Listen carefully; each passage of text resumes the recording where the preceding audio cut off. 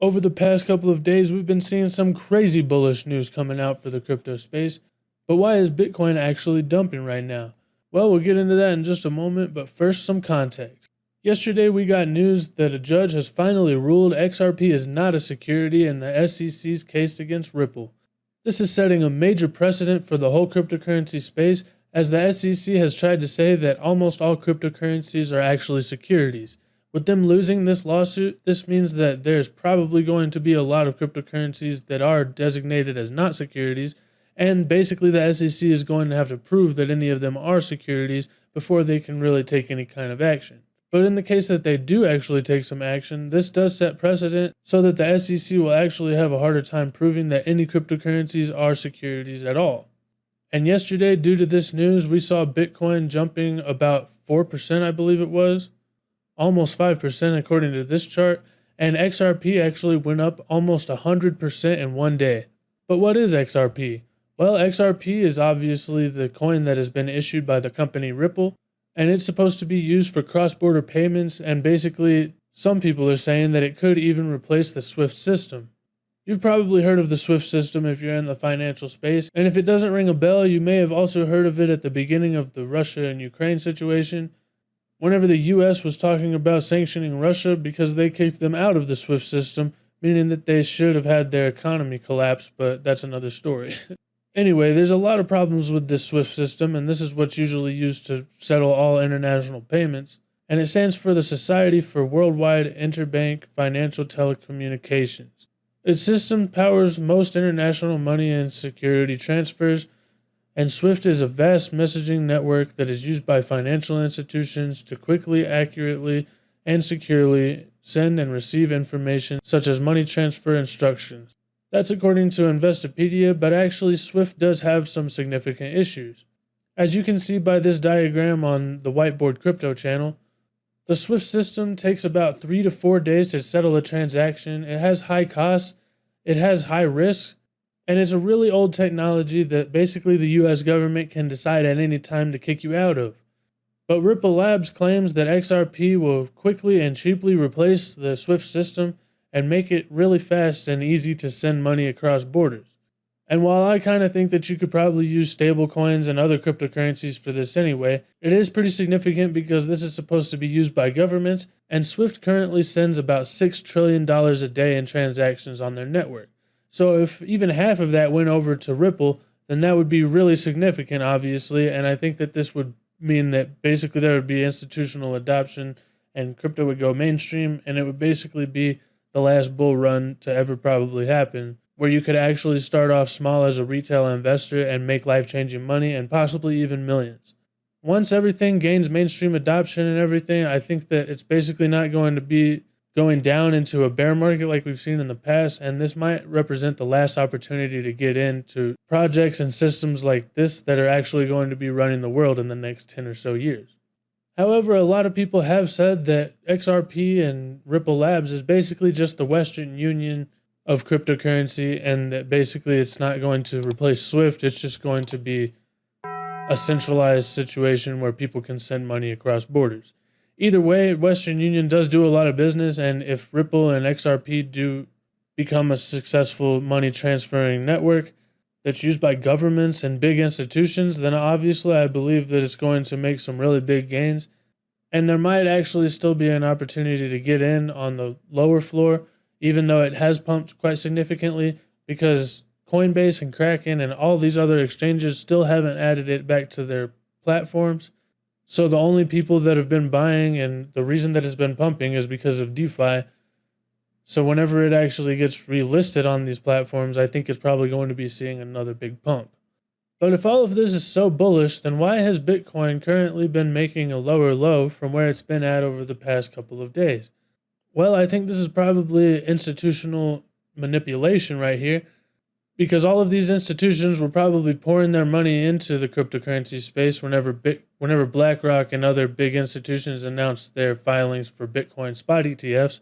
And right after that, the market really made a huge pump and they made a lot of money. And then with the XRP news happening yesterday, I think it was just time for them to take a little bit of profits. And because everybody was so excited, they saw an opportunity to pull the rug out from under everybody real quick. So they took some profits and now they're probably buying back down here while everybody is panicking and selling, thinking that this was just a false breakout. Like I said in my last video though, I think that as long as Bitcoin stays above about $29,000, we're still looking good in this bullish formation. And unless we get some really scary news, and if all of this really great news continues to pour in, then I think there's only one direction to go, and that's probably up. BlackRock is just getting started in the cryptocurrency space from what everybody can pretty much tell right now. And I think we are probably going to continue seeing manipulation like this as the big players continue to enter the game. And they see opportunities with a little bit of euphoria and everybody saying that the bull market is back on, for them to just dump everybody real quick and get back in right before things start to pump. But this is just the beginning, like I said, because speaking of BlackRock, we just had Larry Fink coming out and saying some pretty crazy things about cryptocurrency technology. More and more global investors are asking us about the role of crypto. And as I said, I do believe a lot of crypto is going to be, it's an international asset. It has a differentiating value versus other asset classes, but more importantly, because it's so international, it's going to transcend any one currency and currency valuation.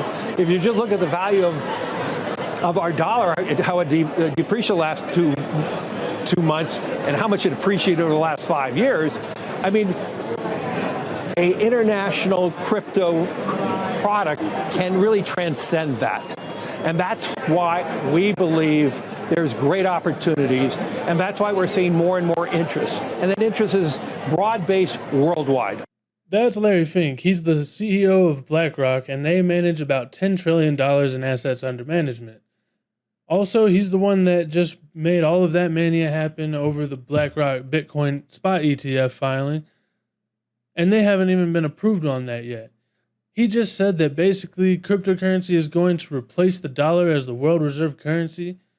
And that means that his $10 trillion in assets under management is going to be small fries, because whenever all of these big players and governments around the world get into the crypto space and actually start using it for day-to-day transactions and to run their economies, this thing is basically going to go to infinity in dollar terms, because if the dollar continues to be used less and less and loses value at an exponential rate, then eventually at the end of this road, the dollar is going to be worthless, and if cryptocurrency is the new world reserve currency, then it will have actually gone up in infinite terms compared to the dollar.